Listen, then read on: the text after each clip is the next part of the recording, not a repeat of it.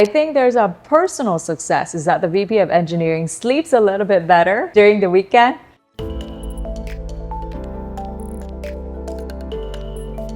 We focus heavily on the onboarding front because as part of the onboarding, a few things that we really focus on by working with our customers is establishing, one is what are the metrics that matter to them, right? Is it time to market? Is it improved operational efficiency?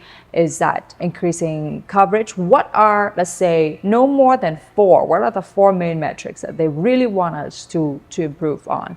Afterwards, we look at what is the actual benchmark? Where are they today, right? So that we could actually identify improvement areas. So let's say if they're just 20% automation coverage, how do we get our customer to go from 20% to 50%, right? If they have X number of defects leaked into production at each release, how do we reduce that? Or if they're releasing twice a month, how are we able to increase that for them? So from setting up the benchmark, we determine this is a current state and this is a future state. And then we set up a timeline to get them from current state to future state through our customer success as well as our professional services team. I think there's a personal success is that the VP of engineering sleeps a little bit better during the weekend, right? Less emergency phone calls, less emergency kind of status page. So that was very important for us to see in terms of our key champion. Are they seeing the impact on a personal level? So that's one.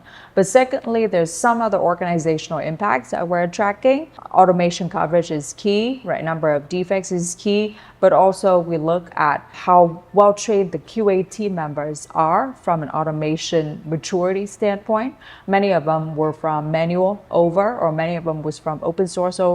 So being able to help the team members adjust through that life cycle, going from not as mature in automation to more intermediate and more advanced. And ultimately now with AI as to how do they incorporate AI in testing, it has been a key impact that we're seeing across the customer.